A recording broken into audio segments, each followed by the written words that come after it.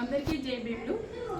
ఈరోజు మన అమ్మ సావిత్రిబాయి పూలే గారి వర్ధంతి. ఆమె చనిపోవడానికి ముందు ఎన్నో రకాల కార్యక్రమాలు చేసింది. ఆమె మహారాష్ట్రలోని సతారా జిల్లాలో జన్మించి ఒక సంఘ సంస్కర్తగా గొప్ప పేరు ప్రఖ్యాతలు తెచ్చుకున్నది. కేవలం సంఘ సంస్కర్తగానే కాకుండా ఒక ఉద్యమకారిని, సమాజంలో ఉద్యమాలని లేవనెత్తి సమాజంలో మార్పు తీసుకొచ్చిన ఒక గొప్ప మహనీయురాలు. ఇలాంటి మహనీయ కార్యక్రమాలన్నీ కూడా జ్యోతిరావు పూలే గారిని వివాహం చేసుకున్న తర్వాత ఆమె ఇలా ఎన్నో కార్యక్రమాలను చేపట్టడం జరిగింది.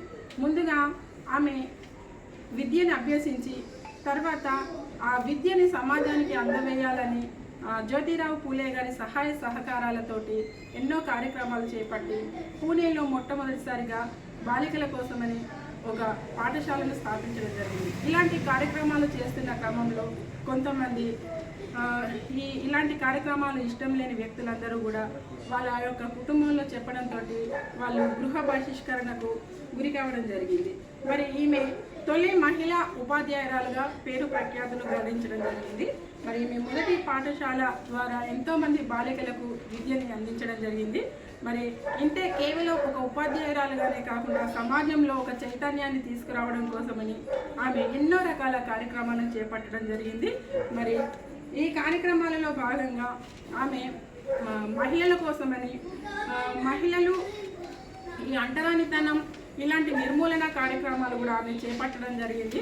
అవే కాకుండా ఇంకా సత్యశోధక్ సమాజ్ అనే సంస్థను కూడా స్థాపించి ఆమె భర్తతో కలిసి అనేక రకాల ఉద్యమాలు చేపట్టి విద్యా ఉద్యమము ఇలాంటివే కాకుండా ఎన్నో రకాల ఉద్యమాలు చేపట్టి సమాజంలో అణగారిన వర్గాల కోసం తను ఏమాత్రం వెనకడుగు వేయకుండా మహిళా సంఘం స్థాపన చేసి మహిళల్లో కూడా మార్పులు తీసుకురావడం అనేది జరిగింది. మరి ఈమె కేవలం ఈ ఉద్యమాలే కాకుండా రచయిత్రిగా కూడా పేరు ప్రఖ్యాతులు గడించడం జరిగింది. ఈమె రచించిన రచనలు పుస్తక రూపంలో కూడా రావడం జరిగింది. మరి తొలి నినాదం ఇవ్వడం జరిగింది. మహిళా శక్తి మహిళా ఉపాధ్యాయ దినోత్సవంగా ఈమె యొక్క జన్మదినాన్ని తెలంగాణ రాష్ట్ర ప్రభుత్వం జనవరి 3వ తేదీన ప్రతి సంవత్సరం కూడా మహిళా ఉపాధ్యాయ దినోత్సవంగా జరపాలని నిర్ణయం తీసుకోవడం జరిగింది. మరి ఈమె జ్ఞాపకార్థంగా మహారాష్ట్రలోని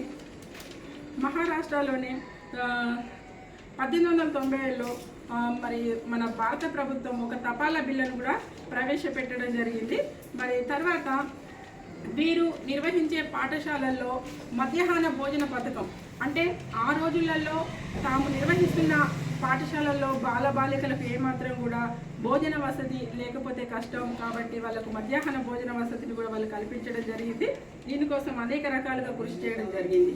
మరి అంటరానితన నిర్మూలన కోసమని అనేక రకాల కార్యక్రమాలు నిర్వహించడం జరిగింది. మరి పూణే విశ్వవిద్యాలయానికి ఈమె మరణానంతరం సావిత్రిబాయి పేరును సూచించడం జరిగింది.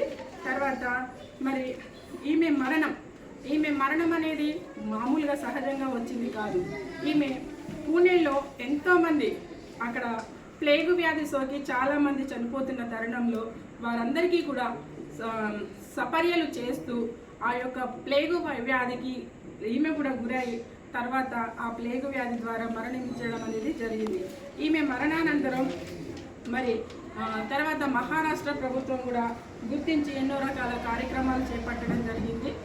భారత ప్రభుత్వం కూడా ఆమె యొక్క సేవలకు గుర్తుగా తపాలా బిల్లును ప్రవేశపెట్టడంతో పాటు సమాజంలో ఉన్న అందరూ కూడా ఈ యొక్క మహనీయురాల్ని గుర్తించాలనేసి ప్రతి సంవత్సరం కూడా ఆమె యొక్క జన్మదినాన్ని జయంతి వర్ధంతులను కూడా జరపడం జరుగుతుంది. ఇప్పుడు ప్రస్తుతం కూడా చాలామందికి ఆమె యొక్క జన్మదినాన్ని ఎప్పుడైతే మహిళా ఉపాధ్యాయ దినోత్సవంగా ప్రభుత్వం ప్రకటించిందో ఇప్పుడు చిన్నపిల్లల దగ్గర నుంచి పెద్దవాళ్ళ వరకు కూడా సావిత్రిబాయి పూలే అంటే ఏంటో తెలిసి వచ్చింది. విద్య యొక్క ఆవశ్యకత కూడా తెలిసి వచ్చింది.